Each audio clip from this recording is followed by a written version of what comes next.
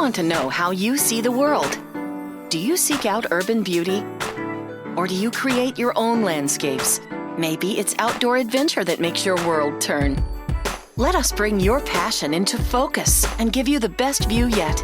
At Botwin Eye Group and Oculus Optical, we defy the norms by combining advanced medical eye care with Santa Fe's finest selection of luxury and artful eyeglasses. Botwin Eye Group and Oculus Optical, 2 locations in Santa Fe.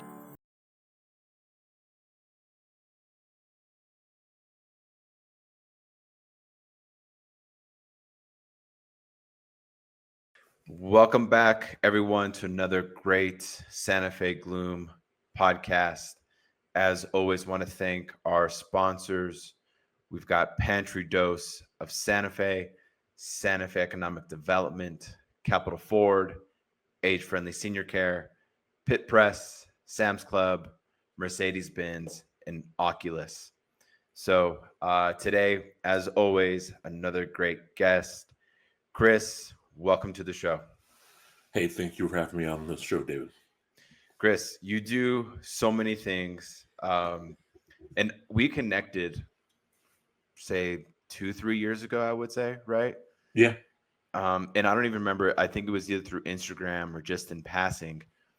And you had me on your podcast in the Courtside Chaos, I'd say a few weeks ago. Right. Because you got bit by the futsal bug, right? That's right. The futsal fever.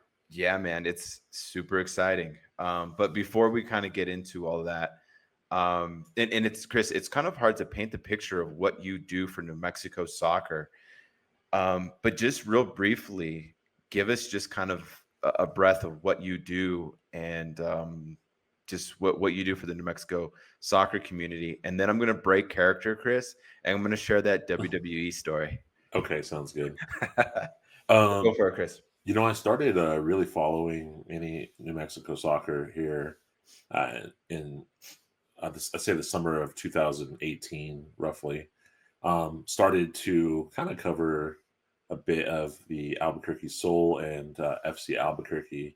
And this was just prior to kind of the announcement of New Mexico United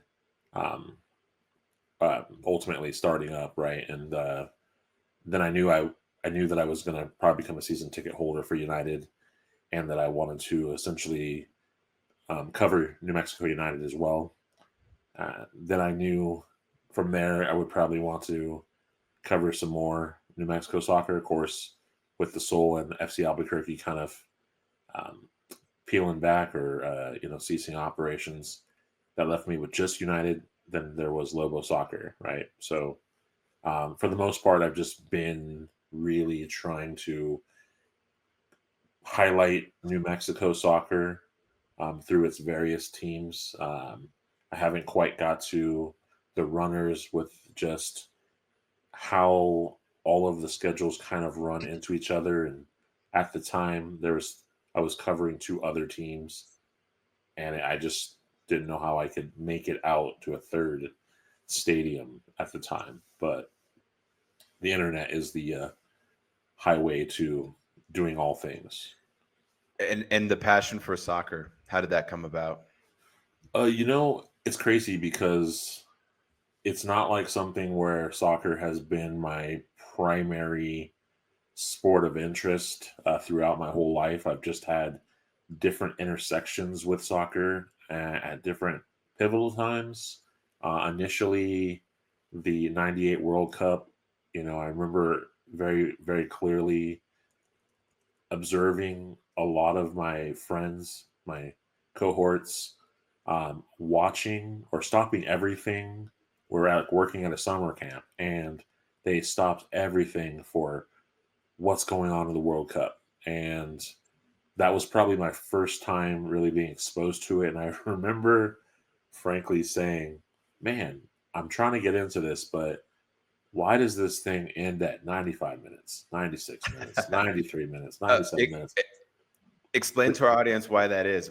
We probably know, but tell us. I mean, it's ultimately stoppage time, right? It's like, all matches typically are 90 minutes, but, the ref is keeping track of time on his watch. And so for all of the time wasting, all of the, things that happen in a match, like injury timeouts, just everything, like obviously being totaled up in a matter of seconds, minutes on the stopwatch, and then that gets added on, and then that's extra play, right? So, And when we're watching, like, let's say the United or even the World Cup MLS on TV, the clock keeps going no matter what, correct?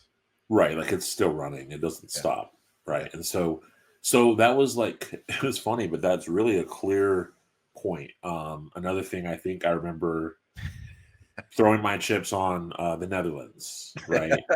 Because I felt like, oh, they're probably the underdog team. And that Yeah. year they were, and they got pretty far until it was like clearly like France. And then I think I became a big fan of Zidane. So like that was basically the first kind of entry to soccer. And then the next one would probably be like at the dawn of the MLS, and I can think of probably how many fun size Snickers I ate as a as a relation to that, because Snickers was obviously a big sponsor, right? And then Yeah.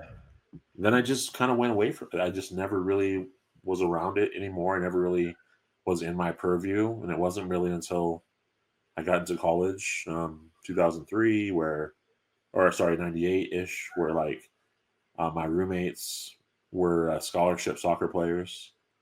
And it's kind of the timeline's kind of weird because I know the MLS, yeah, no, the MLS was right before that, but like, um, yeah, then I had roommates that were scholarship soccer players, and my next exposure to it was I was a PA announcer for soccer matches, and I pronounced some really long names, man, and with finesse, and so then from there, like, no more soccer, really, nothing. And that was, like I said, like that was like 99, 2000. And then, it wasn't really until, 2018 where I was like, well, I'm trying to become a New Mexico sports fan. And I have been here since 2007. And I just really hadn't caught, I just really didn't feel like I could be a day one with so many ongoing teams. And I'm coming with my own teams. So soccer was something I didn't have. And New Mexico United ultimately would become my day one fandom. And did that start up with the Black Diamonds? No, the Black Diamond supporter group that I founded didn't start until 2021, though the thought was being kind of conceived in June of 2019. And tell our audience exactly what that is. So Black Diamonds is a supporter group of New Mexico United. Our main purpose, or the main mission behind it, is to really get the Black community involved with soccer, right? And since that point, we've kind of expanded our mission a little bit to really kind of, because I should say two things, like, because point blank, it's like, if I looked at my path with soccer fandom, it was kind of here and there. I had little things that tied me in, but there was never really anything pushing soccer my way, right? So I could never really fully grow the love. So it was really about like, can we grow Black fandom in soccer in New Mexico? Can youth have access to soccer, because pay to play does keep a lot of people out, and can we basically create access for Black youth, Black and brown youth to have access to soccer, and also um, inviting these families to the games. The team, has that representation through their player roster. But when you look into like, the audience, or like the fan, you're like, well, you don't really see that sort of diversity. So it's about, how can we obviously say more than, hey, the game is for everyone. How can we physically, like, hey, like, come with us, come, like, we have tickets, like, we'll get you tickets to the game if you want to try it out and you're not necessarily sure that you want to invest in something that you're not really fully engulfed in, but we believe that you will be. And then I want to expand that reach a little bit and say, because it's been really successful that we have been able to really get a lot of the community into it. We have made soccer a little bit more of a more, I think, more attractive to the community than maybe it would have started off as. But furthermore, because our group is very inclusive and we have so many different folks of we have a spectrum of Brian. I always say in our group, we have so many different identities. Like, it was important to kind of go, hey, while our focus obviously is always going to be in growing Black fandom in soccer, we have folks that are from the indigenous community. We have folks that are from the Latin community. We have folks that are from the the Asian American community, or Native Hawaiian, or what I mean. So we have different folks in our group from so many different communities that we wanted to make sure that, hey, if there are any of these communities that also may be underserved or may not be exposed to soccer, that we obviously want to expand that same spirit of the mission throughout the different groups that are represented within our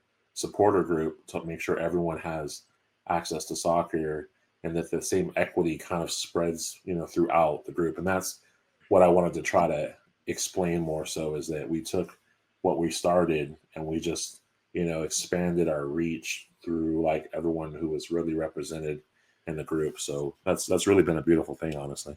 What were some of the barriers to getting in touch and breaking down those barriers, those economic barriers, or just accessibility, both, with minorities not being able to have access to certain things? Chris, how did you connect with them?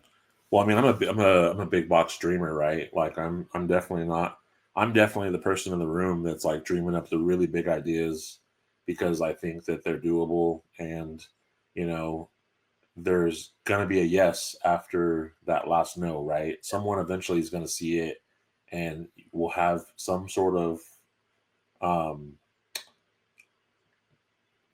authority to basically grant it to happen, right? And so, and I think you just have to kind of really be confident. So to me, I think the obvious barriers are going to be cost barriers, right? I mean, cost barriers, but it can get a little further than that. It can go into location. Where is it located?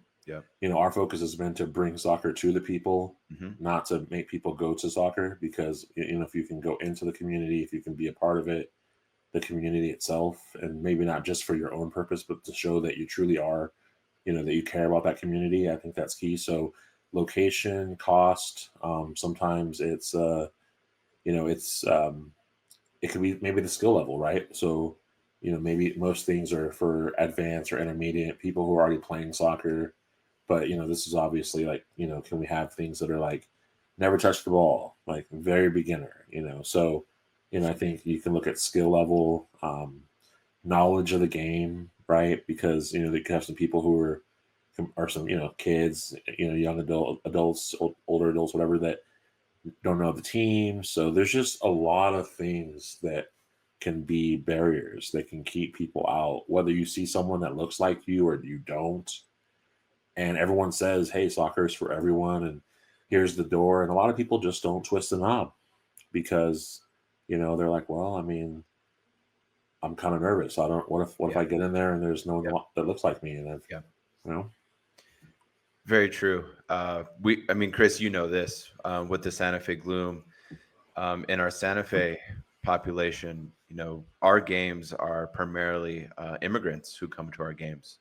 One of my friends, he said, I went to the game in Santa Fe, to the Gloom game, and it was culture shock, and he was born and raised here in Santa Fe. Yeah. I thought that was just really interesting to kind of hear that feedback. And what the Santa Fe Gloom tries to do is exactly what you guys are trying to do with your supporter group, is just break down those barriers to say, hey, this can be for you as well. And you're right.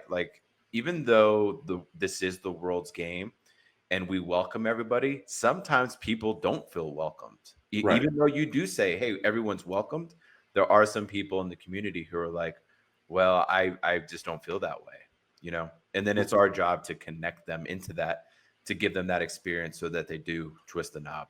Right. There has to be action behind the word, for sure. Yeah, exactly.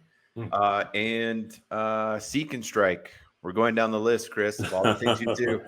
Jeez, here we go, man. It's crazy. Yeah, so Seek and Strike Collective. That's how it started off as. Hmm. We're transitioning it into like what we call Seek and Strike Network. Okay. So Seek and Strike Collective And where did the basically. name come from? I'm going to interrupt you. No, you're fine. Well, it's it. You know, if look, if this I is got the strike part, I think. So if you're a fan of how names come about, this one was very interesting. I sat in my car for about 2 hours. I had just seen the jerseys revealed for New Mexico United. And I remember I was sitting in my car and I was already just like, man, why are the jerseys?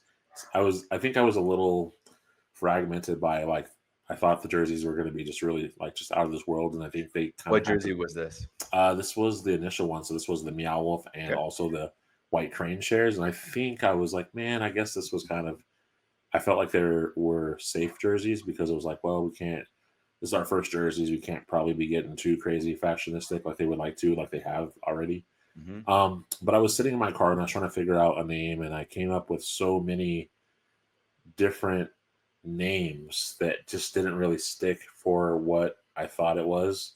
I knew that we were going to be a collective, like a crew, Mm-hmm. but I just couldn't snap it to anything that was like black and yellow or united. So then I did the next best thing. I was like, well, what does when you're watching soccer, like what are the two things that are probably happening, right? And I was like, well, if you're not in possession of the ball, you're seeking the ball, right? You're seeking the ball out. And then and then at some point you will strike. You will, tackle or slide tackle. Yeah. You will gain possession. And then I said, on the other end, you're on the attack and you're advancing the ball, whether direct or indirect. And I didn't know all this back then, but I just knew that you were attacking the ball, with the ball. And I said, at some point, you're going to take a strike, and obviously trying to score a goal. Yep. And so I was like, well, what do you have? You have seek and strike.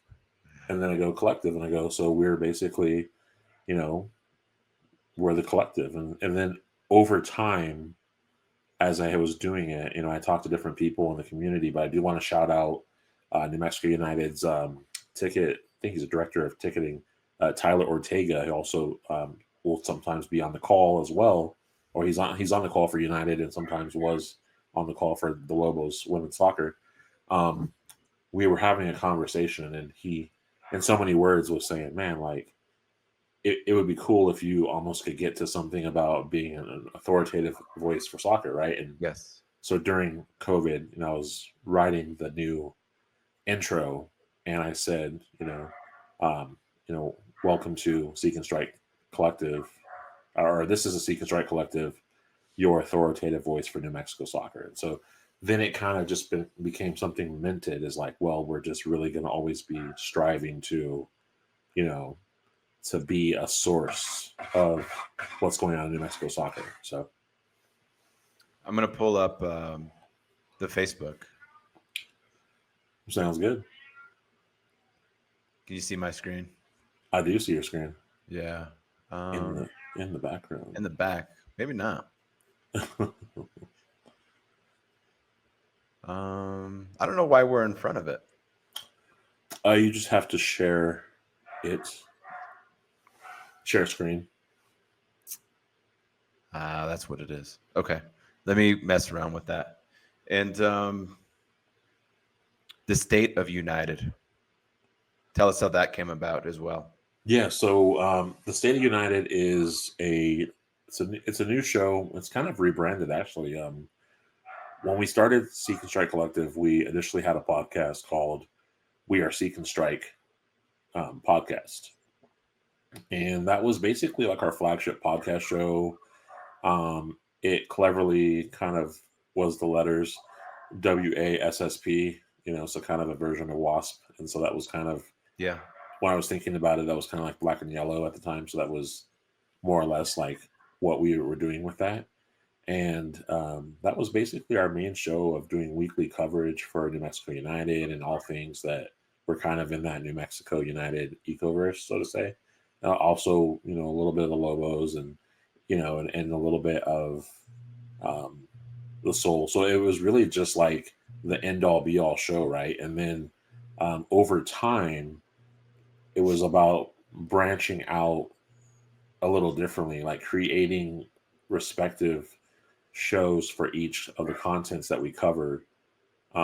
Because I thought we could definitely fill an hour on each different one, depending on what we were talking about. So, the State of United is basically our independent it's our podcast dedicated to New Mexico United, covering all things leading up to match day and beyond. So we're basically talking New Mexico United Academy, U23, any of their drops, any of their events, anything that they're a part of, they're doing, like, it's just all things New Mexico United. Does anybody else do this? Yeah, we have some friends. My buddy Seth, that we started when I started off Seek and Strike. He joined on and he was riding with me, and we also did pods together. And he joined up with another Jacob and Errol, and they started Somos Moss. So there's Somos Moss, and they also cover United, and I think they do a little bit of the runners coverage. So I kind of knowing that also, I didn't really kind of jump too much into the runners as well, because I figured, they're kind of covering that a little bit. And so I just kind of really focused on Lobos women's soccer and of course, obviously rounding out to futsal, right? So, yeah. So we're going to pause on that futsal note. Okay. WWE. So Chris. Okay. We talked, or we were texting, I guess, a couple of weeks ago. I said, hey man, let's jump on. I don't know if it was a Thursday or Friday, and you're like, no can do. Yeah. You were watching one of the WWE. I guess it was maybe the Netflix opener or something like that. Yeah.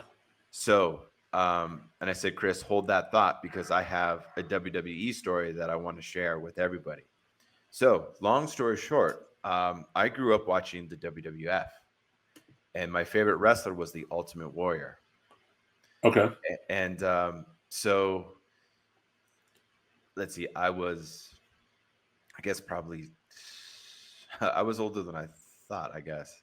I was about 20, and I was at the Santa Fe Mall here in Santa Fe, and I was with my mom, and I was walking, and I saw a guy walking, and I said, oh shit, Mom, I think that's the Ultimate Warrior.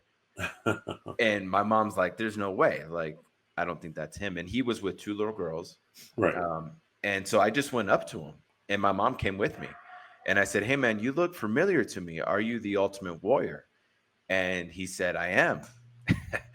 And before I could say anything, my mom jumped in and was like, oh, my God, my son, he grew up watching you. He broke so many of his beds and hit the lights and all kinds of stuff. He broke everything trying to be you. So, yeah, dude, I met the Ultimate Warrior. He lived in Santa Fe for many years, and he raised his two little girls here with his wife here in Santa Fe. And so we got to talking, and he just said, hey, man, I'll send you. And I asked for his autograph. He's like, dude, I'll send you like something way better than that. And it's actually this right here. Oh, this. So he sent me,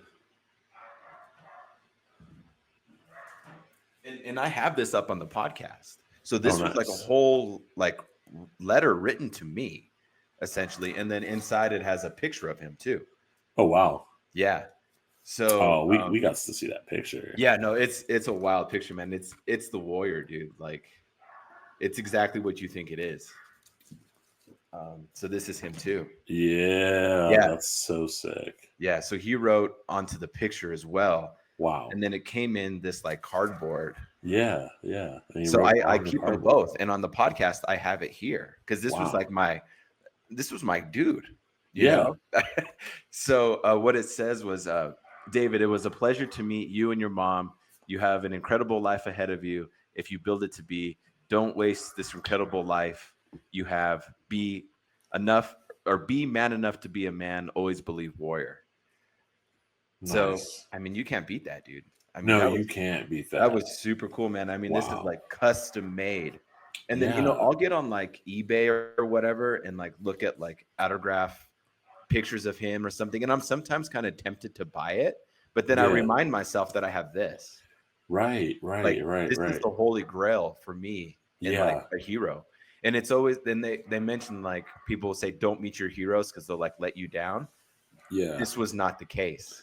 Like Wow. this dude went above and beyond and he talked to me for like an hour, Wow. and I felt bad for his daughters because his daughters were little and they were like, come on, dad, let's go, kind of thing. But I mean, it's crazy to hear the Ultimate Warrior say like Hulk Hogan or like Vince McMahon because he Right. kind of talked about those guys, and at the time he was kind of beefing with them. Right. Yeah. So Wild. that's my WWE story. And then Yeah. he got into the Hall of Fame Right. at WrestleMania, and I think that was a Sunday. And then, dude, as you know, he passed away. I think like the next day or the day after. Yeah. Yeah. Because he switched. He was wrestling for. AW something, or he had one match with them, like his Yeah. last match. He became Warrior, Yeah, where he was like, I don't think he was. Maybe he was still in pain, but he didn't have the long hair. He had a kind of right. a different Yeah, different vibe. he was an older man, dude. He was in his Yeah. He was more 50s. like bodybuilder vibes Yeah, at that point, right? Like, yeah, yeah, that's right. Wow, that's a cool story, man. crazy. I told you I had a story too, and like, it definitely doesn't beat that. But like my dad was always watching like NWA wrestling, and he was watching like all the greats, like Four Horsemen, and Yeah, and all of that, right? it's And Ric Flair. yep, and he Yep. was like on that Midnight Express and just all the different teams back then, right? And so, I mean, I came in definitely watching like I feel like it was like it was definitely the '80s wrestling. So you had your Junkyard Dogs, your Hogans, your Yep. Andre the Giants, Macho Man. Macho Man, Demolition, Bushwhackers, right? Like Yep. that whole Tugboat Earthquake, like that whole Jake that the whole thing. Snake. Yeah, Jake the Snake, man, for sure.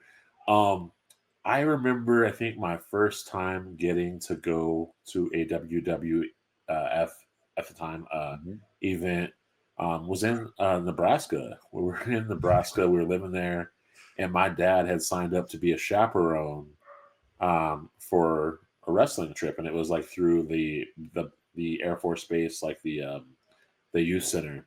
Mhm. And I remember we rode on a bus there. We got to the convention center, and there was like a bunch of kids with us, and man, these kids were not minding. They were just so excited. Which I mean, I was too, but I was definitely like staying near my dad, right? And we were walking around trying to find our seats, and these kids were just running off, and I was like, hey, you need to stay with my dad, blah blah blah. You know what I mean? I was just. But I remember we were like right in front of like one of the tunnel ways, and it was like a clear shot to the ring. And I like remember I stepped up and I saw Hogan, and he was just like it was like just right into the match, and he was doing his leg drop onto Yeah. like I forgot like who he was wrestling, but I remember seeing I was just like, man, this is wrestling. And it was just so perfect because it was like just like perfect boxway, a perfect segue. Yeah. It wasn't these big arenas. It Yeah. was pretty to the point. And I remember there was just that WWF in a convention center Mhm. smell. Yeah. Yeah. You know what I mean? Like maybe it was the popcorn, maybe it was Yeah. the hot dogs. Mhm. Surely, it was just all those things kind of playing into part. But ever since that day, I do remember the kids being like just not minding. I remember just seeing and be like, wow, this is amazing. Right. And then just being locked into WWF forever and a day. And then of course there was that time when the World Wildlife Federation Yeah. was like, hey, you guys are Guess what? infringing on our trademark, and then they Yeah. had to change it. And then they Yeah. had this weird commercial where like the WWF was getting a haircut and they trimmed off the F or something and Right. made it into an E or whatever the vibe was. It was crazy, but yeah, man. So that was kind of like my story about it too. But yeah, yours is really rad though. Yeah, it's super cool. I actually went to a WWE event when I was working for the San Antonio Spurs. They just gave us free tickets.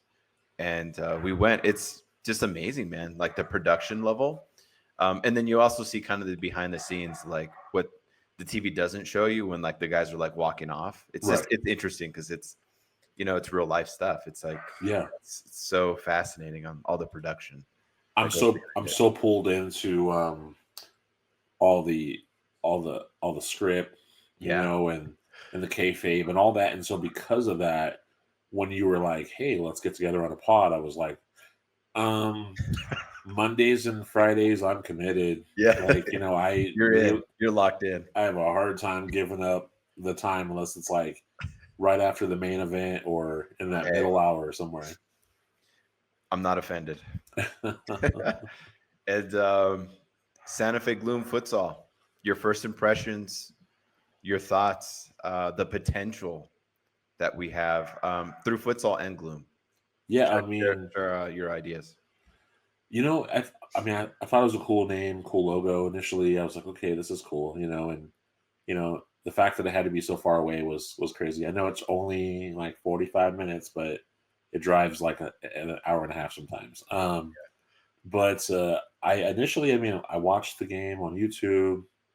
I thought, man, there are a lot of goals, and it was just so active for like 40 minutes, Yeah. and I definitely found myself just fully attentive to watching and just see how it was all going to go. And I mean, when you're watching soccer with so many metrics and so many, like, you have so many access points, but then you're like kind of like, okay, I'm watching on YouTube, and there's not really like, you guys have someone who's doing your commentary. I've tuned into him a little bit, but you don't have a lot of those things like stat metrics or Yeah. really ways to know who's scoring or what's happening, and so you just kind of have to watch it. And I'd hope eventually it'll kind of develop a little bit more in those areas.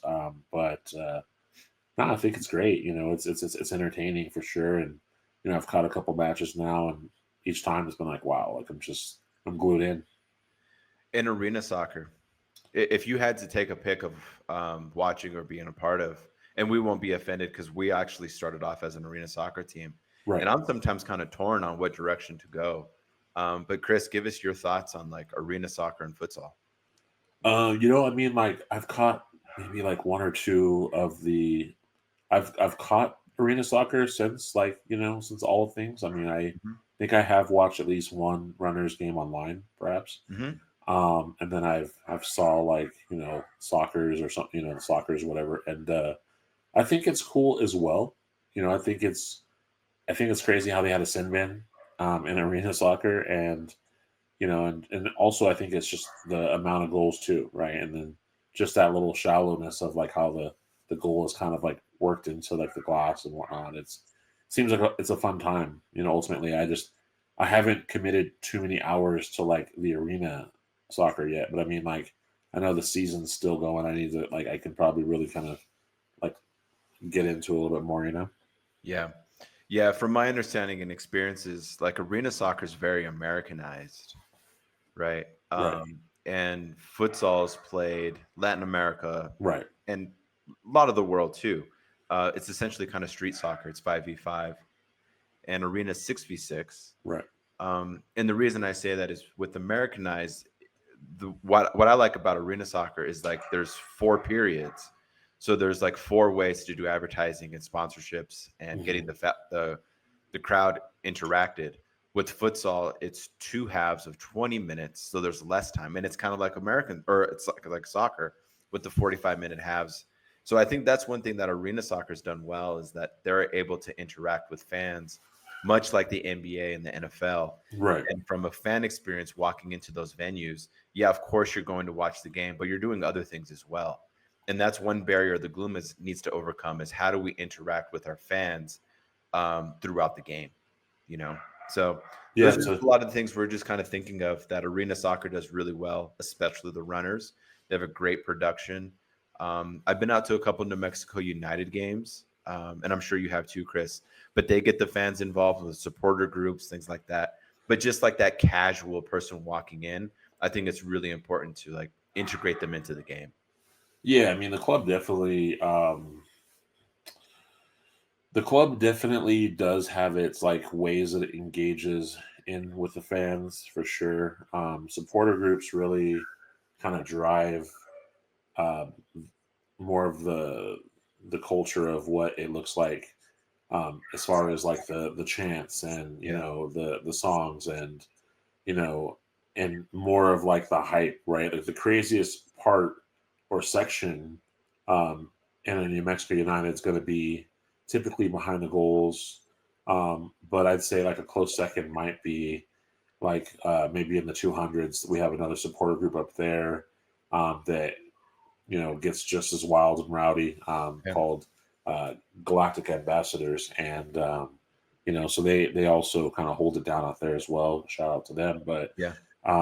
yeah, I think beyond the supporter groups, you do have the general fans, and I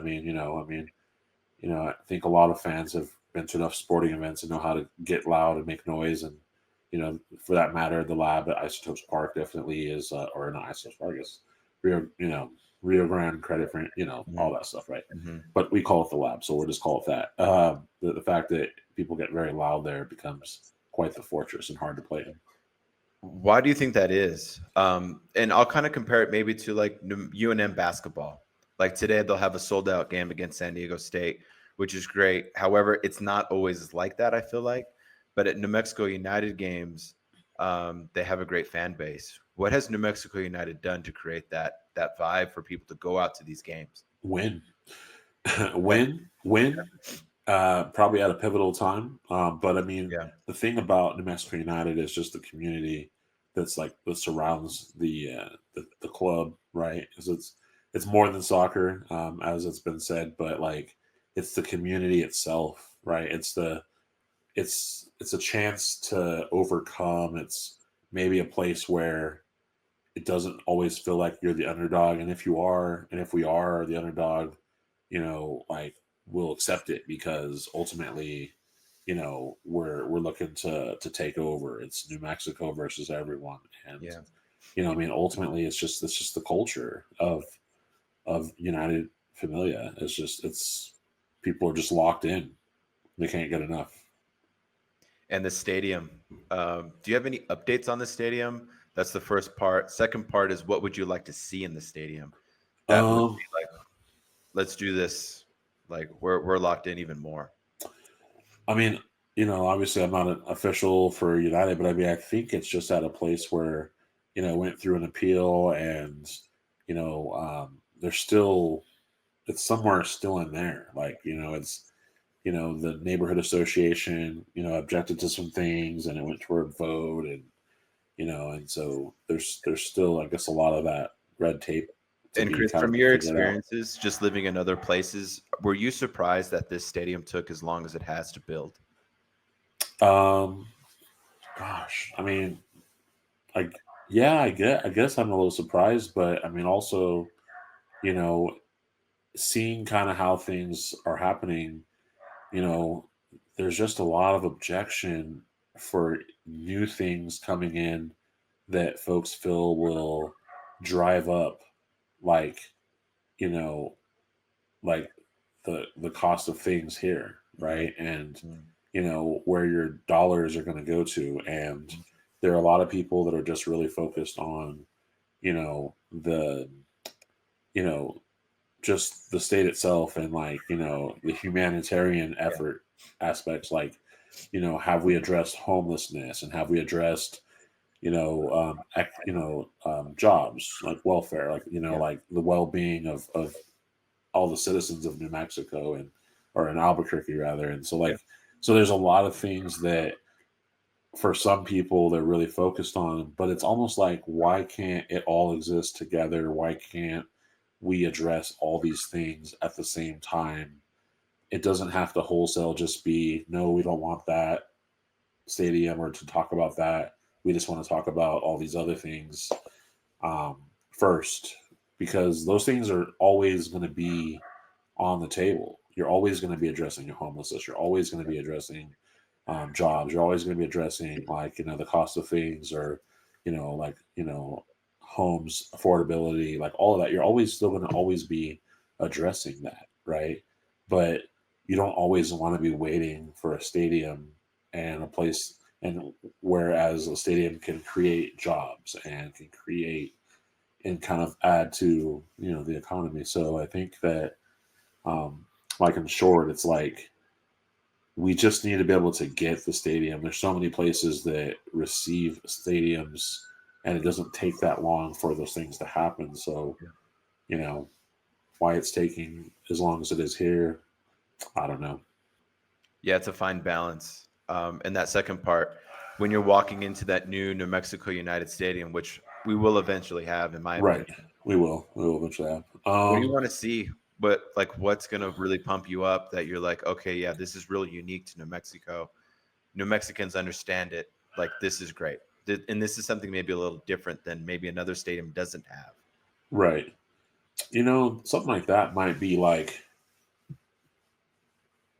well, it's going to be on, if it still stays where it's at, Balloon Fiesta, I would imagine that you're probably going to have, like, I could see like having like the baskets from the balloons, right?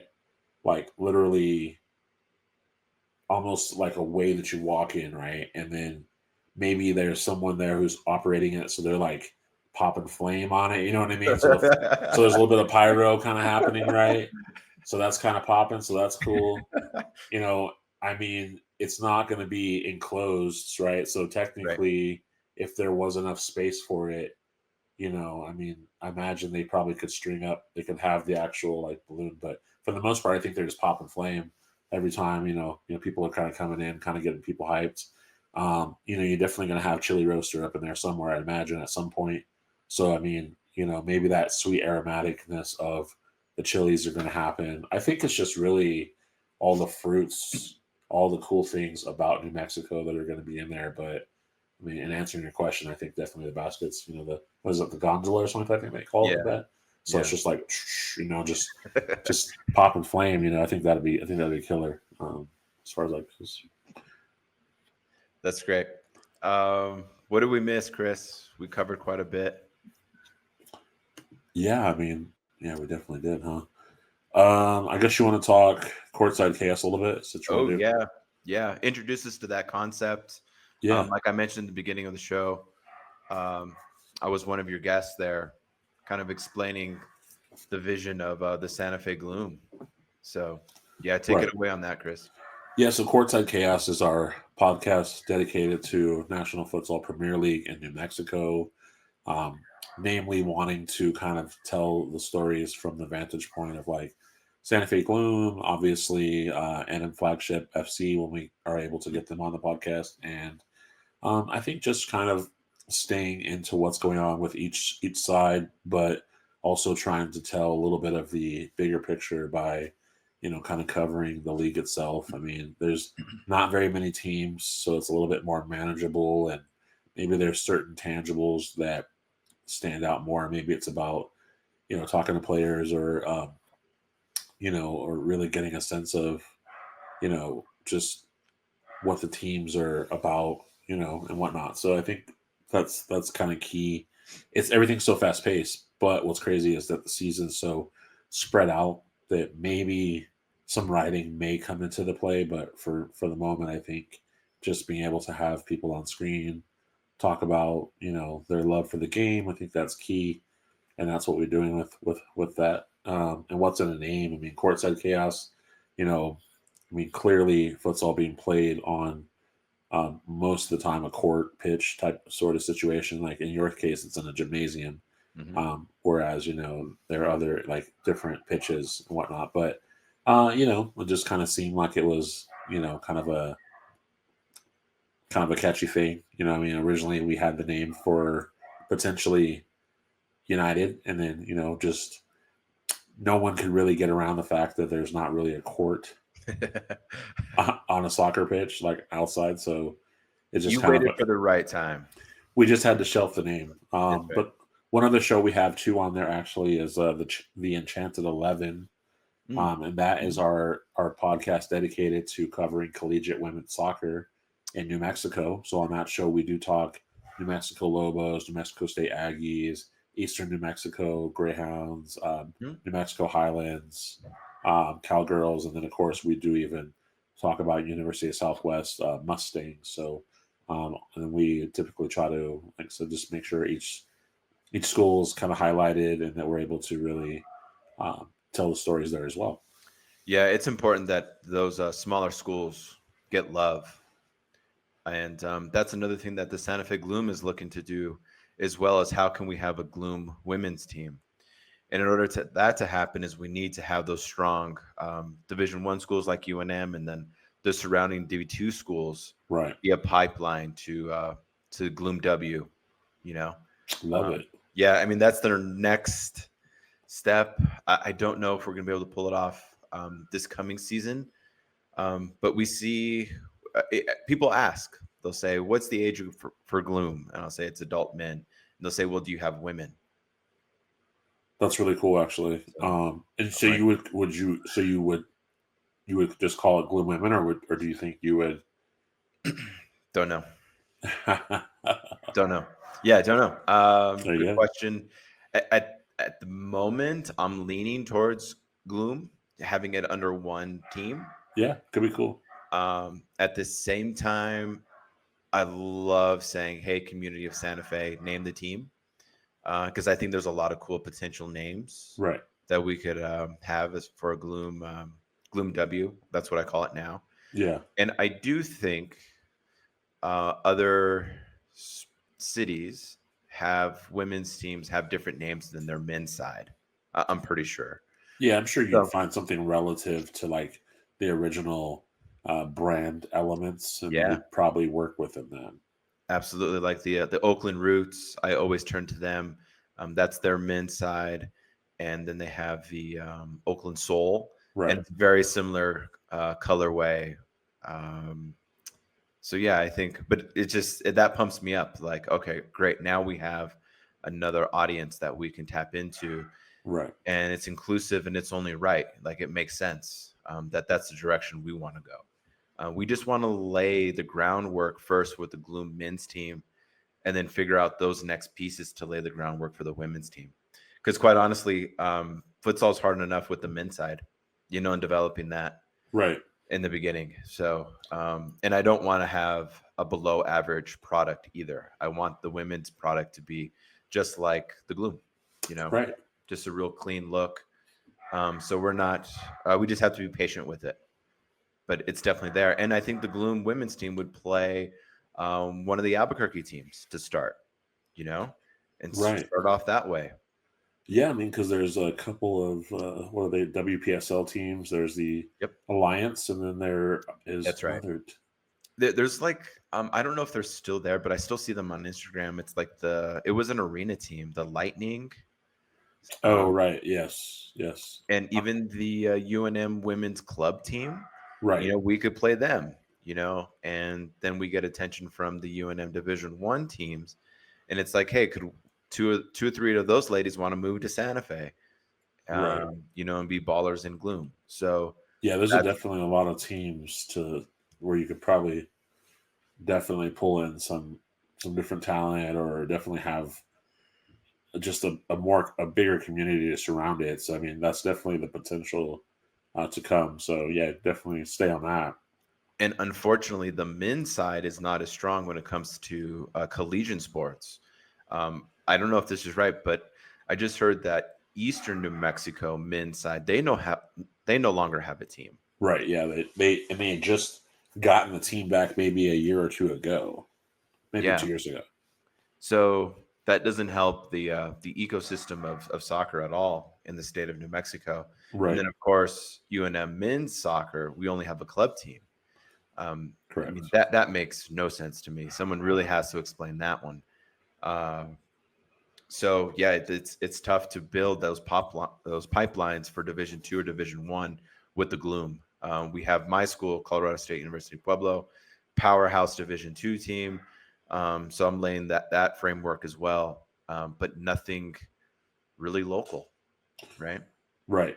Right. Nothing in our backyard. Yeah, it's true. It's true. So, but that's the future of the Gloom is a Gloom W. So, Chris, when you're talking to these D2 schools like Highlands, I think Highlands would be a perfect fit. Right. And then, Eastern, but Highlands is an hour away. You graduate with a business degree or whatever, or whatever degree that is, and you come to Santa Fe and play for the Gloom W. So There you go. yeah. That's excellent. What's that, Chris? That's excellent. That's great. Yep. Step by step. Chris, thank you so much, dude. I think we covered so much, and I would love to be back on your show. Yeah. And we just got to continue to collaborate.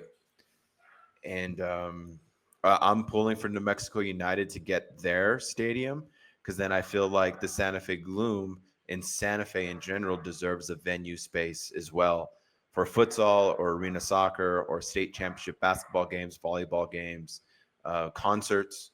Because Santa Fe, we have to go to you, Chris, in Albuquerque for those Little Wayne concerts. There you go. That's awesome. Those are all kind of the next steps for us. So keep building that foundation with the United, and just keep doing your thing, Chris, because if it wasn't for people like you, I wouldn't have a path either. Because I do research when I'm listening to your podcast. I'm like, oh, okay, that's how it works. And I'm adding all these numbers up to create a good ecosystem here in northern New Mexico and Santa Fe. Right. That's cool. Yeah. You'll definitely be back on soon. Awesome, Chris. Thank you so much. Appreciate it, and we'll have you back. Perfect. Thank you. Thanks, man.